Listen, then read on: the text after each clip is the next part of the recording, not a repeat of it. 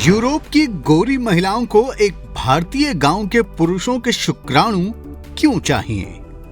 Germany की महिलाएं किस भारतीय नस्ल के पुरुषों के साथ प्रेगनेंसी टूर करती हैं? यूरोपियन गर्ल्स के इस अनोखे क्रेज का भारत की संस्कृति से क्या कनेक्शन है? दोस्तों, आज हम 21वीं सदी के 20वें दशक में हैं। आज तेज गति से उड़ने वाले विमान, बुलेट ट्रेन, पहाड़ों पर भी स्पीड से दौड़ने वाली एसयूवीज का दौर है। इन स्पीडी ट्रांसपोर्ट ने दुनिया की भौगोलिक दूरी को किलोमीटर और मील के बजाय घंटों में बदल दिया है। कुछ ही घंटों में हम हजारों मील की दूरी को कवर कर सकते हैं। इसके अलावा इंटरनेट ने पूरी दुनिया की सांस्कृतिक दूरी को खत्म करके रख दिया है। लेकिन इन सब के बावजूद कुछ लोगों में नस्लीय श्रेष्ठता या रेशियल सुपीरियरिटी की भावना आज भी मौजूद है। वो अपनी नस्लीय श्रेष्ठता के जुनून को पूरा करने के लिए कुछ भी कर सकते हैं। इसी भावना से भरे कुछ यूरोपियंस, खासकर जर्मन लोग, अपनी नस्लीय श्रेष्ठता के चक्कर में अपनी महिलाओं को भारत के कुछ गांवों में भेज रहे हैं। ये महिलाएं चोरी छिपे इस गांवों के पुरुषों के साथ रिसोर्ट में रहती हैं और प्रेग्नेंट होने के बाद वापस अपने देश लौट जाती हैं। वहां उनसे जो बच्चा पैदा होता है उसे लेकर उनके समाज में प्राउड की फीलिंग रहती है। ये गोरी में भारत के किन गांवों के पुरुषों के शुक्राणुओं की चाहत रखती हैं? कैसे वो अपने प्रेग्नेंट होने तक के पूरे प्रोसेस को मैनेज करती हैं? ये हम सब आपको डिटेल में बताएंगे। बस आप देखते रहिए द कर्मा। दोस्तों, यूरोप और जर्मनी की ऐसी महिलाएं शुद्ध आर्य नस्ल को लेकर काफी क्रेजी हैं। सैकड़ों साल के बाद भी इन्हें ऐसा लगता है कि आर्य पृथ्वी की सर्वश्रेष्ठ मानव नस्ल है। आर्य ही मास्टर रेस है। इसी शुद्ध आर्य नस्ल का बच्चा पाने के लिए वो भारत के कुछ गांवों के पुरुषों से संपर्क करती हैं। एक रिपोर्ट के मुताबिक लद्दाख की राजधानी लेह से 163 किलोमीटर दूर दक्षिण पश्चिम में स्थित बियामा, गारकोन, दार्चिक, दाह और हानू गांव हैं। इन गांवों में ब्रोकपा समुदाय के लोग रहते हैं, जिनका दावा है कि वो दुनिया के आखिरी बचे हुए शुद्ध आर्य नस्ल के लोग हैं। इसे लेकर उनके अंदर गर्व की भावना है। इतिहास में ऐसा कहा जाता है कि आर्य शारीरिक रूप से लंबे और गोरे होते हैं, नाक नुकीली और खूबसूरत होती है, उनके जबड़े मजबूत होते हैं और आंखों का रंग हल्का और कभी कभी नीला भी होता है। ये दुनिया के सबसे खूबसूरत दिखने वाले लोग हैं। संयोग से लद्दाख के इन गांवों के इन लोगों में ये सब शारीरिक विशेषताएं मिलती हैं। खास बात यह है कि लद्दाख के दूसरे इलाकों में चपटी नाक और कम हाइट वाले तिब्बती मूल के लोग ही रहते हैं।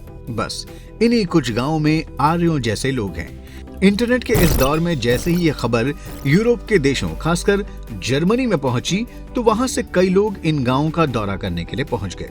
जब उन्होंने अपनी आंखों से इन लोगों को देखा तो उनकी आंखें अचरज से भर गईं। कहा जाता है कि इसके बाद इन देशों की महिलाओं का इन गांवों में आने का सिलसिला शुरू हो गया। 2007 में फिल्मकार संजीव सिवन की 30 मिनट की documentary Achtung baby in search of a purity release हुई थी। इस डॉक्यूमेंट्री में एक जर्मन महिला ने कैमरे पर कबूला था कि वो शुद्ध आर्य शुक्राणुओं की तलाश में लद्दाख आई है। डॉक्यूमेंट्री की शूटिंग आसान नहीं थी।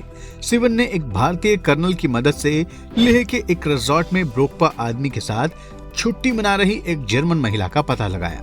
जिस व्यक्ति के साथ वो जर्मन महिला छुट्टी मना रही थी वो दार्चिक गांव का रहने वाला था, जिसे जर्मन रेड आर्यन विलेज कहते हैं। तब गांव में विदेशियों को आसानी से घुसने की इजाजत नहीं थी। इसी वजह से वो दोनों लेह में ठहरे हुए थे।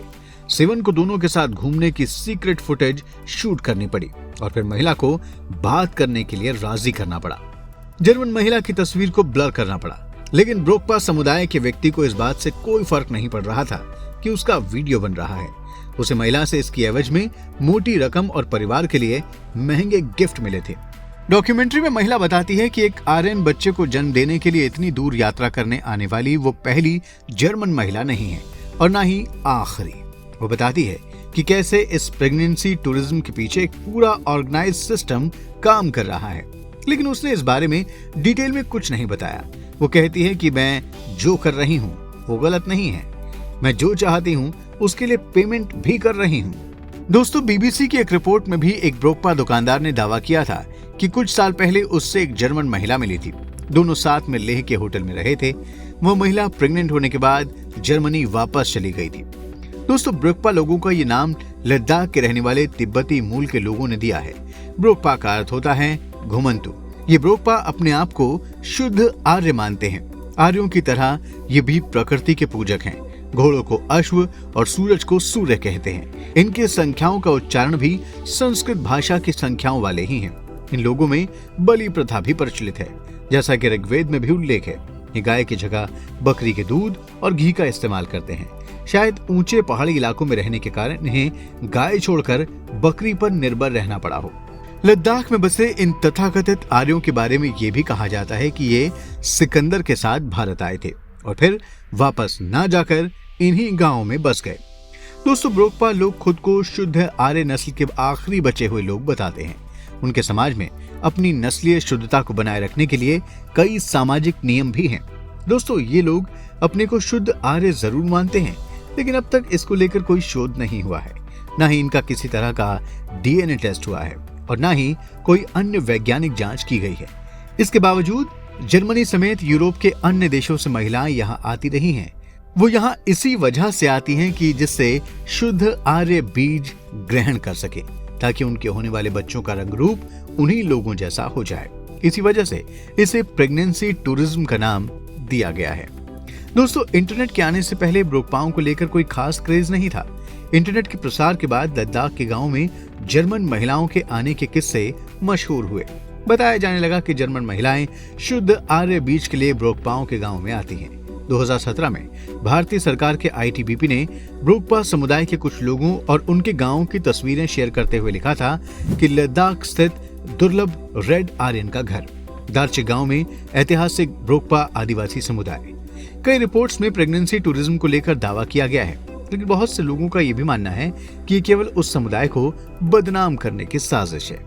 तो दोस्तों, ये वीडियो आपको जरूर पसंद आया होगा। अब आप इसे लाइक और शेयर करें और हमारे चैनल को सब्सक्राइब करें, और हाँ, नोटिफिकेशन के लिए बेल आइकन दबाना बिल्कुल ना भूलें। धन्यवाद।